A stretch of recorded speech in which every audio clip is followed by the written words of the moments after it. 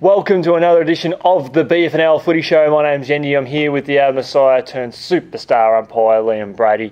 Thanks for joining us, mate. Did you have a good run on the weekend? Yeah, it was enjoyable, Yendi. Had a bit of a trot around at back of Smash, mate, in the reserve. So, very enjoyable. Nice ground in there to umpire on. So, not looking forward to talking about some senior footy, mate. Big weekend of footy last weekend. Yeah, certainly a big weekend of footy, and we will talk about, straight off the rank, the back of Smash and Melton South game. Back of Smash ended up winning that one by 56 points. They led by as much as 69 points late in the last quarter. A bit of a fizzer in terms of the contest that was expected between the two. Yeah, I'm not too sure, Yanni. I think no real surprises here for me. I think back of Smash are clearly a very good side. I mean, they won the premiership last year, and they've picked up a couple of pretty important recruits in the off season. Look, Melton South have started the season very well, but I think they're still a fraction off the mark set by some of those top sides. Mm-hmm. So there's no doubt that Melton South are greatly improved, which is fantastic to see. But look, back of Smash are a class above at the moment. There's so much depth right across the ground, and certainly Jared Maximo, who sort of lit up last year's final series in great fashion. He was fantastic on the weekend, kicking 7 goals. So that'll be very hard to beat again back to Smash this year. Yeah, certainly right. I know Melton South were within 7 points early in the third term, and then just a few free kicks in front of goal. Whether they were there or not, you've got to be a bit more disciplined in that particular region, and back of Smash made the most of that. Probably set the result of the game there. So the Marsh continue on their winning ways after a first up loss to Darley back in round one. Summary Lions 14-9-93 defeated East Point 9-12-66 by 27 points. But we've said throughout the year, mate, that East Point, a young side, but they are improving. They are. I think Sunbury had only 2 more scoring shots on the weekend, so they were certainly in the game. Right up until the last quarter. And look, East Point, as you said just before, they've got a very young side. They haven't had a win so far this season, I don't think, but I don't think a win's very far away. I think they're going about it the right way, playing the kids, getting some games into the kids. There's still a couple of experienced players floating around, like Paul Kotorenko, adds a lot of grunt in the ruck, and I think they'll be quite competitive as the season goes on. And as you said on the weekend against a pretty good Sunbury side, I think it was 6 goals straight to 1 goal for at quarter time. So some inaccurate kicking by East Point was probably costly early on, but they certainly were in the game until the last quarter, which is good to see. And we've spoken about that throughout the year as well, and they're 26 points down at quarter time, and it was 27 points down at full time. So there was only sort of 1 point differential at the end of after quarter time. Benny said kicking 6 goals, he was sensational, and he's a good little small forward that has the potential to turn the game on its dime when it's needed. Yeah, he's a very good player, and I think that the thing with Sunbury so far this season, their goals have been spread around, which is I think a good quality for a team to have. Not having the reliance on any one individual is very important. That's exactly right. Lake Windaree 13-12-90 defeated Melton 7-9-51. There wasn't too much in this game. Probably sort of 5 to 6 goals in the second half there. So Melton, they showed that they've got a bit of talent there, but still a bit of work to do to match it with the top sides. Yeah, look, Lake Windaree are a very good side.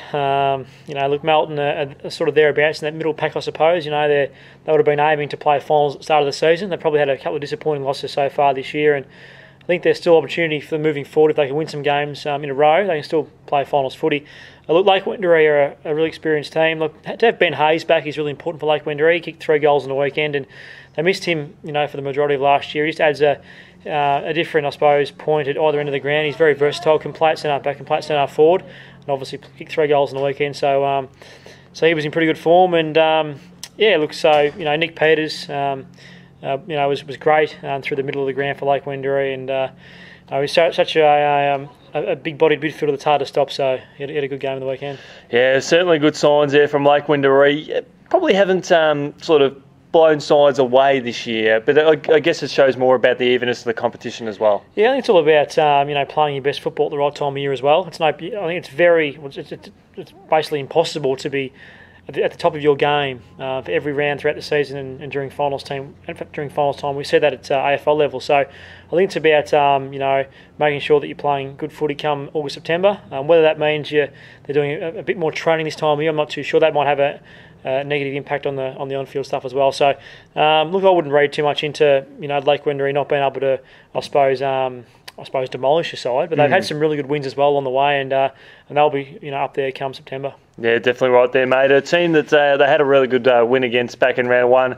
Redan, they had an impressive win against Ballarat, 17-18, 120 to 11-4, 70 by 50 points. And this was a game that probably could have gone either way in the sense that Ballarat does have that potential there, and they do have a bit of expectations to beat some of the big sides in the competition. Unfortunately for them, Redan just got the run on them late in the second half, and away they went. Yeah, look, a lot of kids in Ballarat's team, similar to East Points, and Redan are experienced. We say it every week. They got some, quite a few premiership players in the side, and to have Oren Stevenson back in the ruck is just an added bonus, I suppose. So, look, Redan wouldn't have planned on, I suppose, getting Oren back at the start of the year, but for him to walk back into the side after 3 or 4 rounds is just an extra, I suppose, an added bonus. That was great news to come in during the week, though, retiring from BFL. Good for the competition. So, yeah, look, that'll make Redan side even stronger, and such a hard player to compete within the ruck. So, yeah, look, Redan were too strong on the weekend.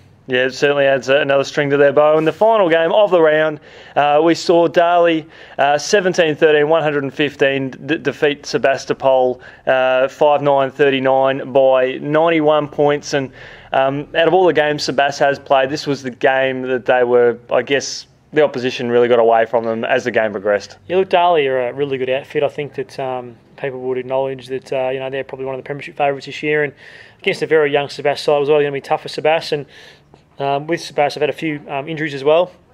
Obviously, Brett Goods hasn't been able to play this season, which has certainly hurt them. And is there a chance to come back in the side? I think he's not far away. I think probably this week, hopefully, he'll play.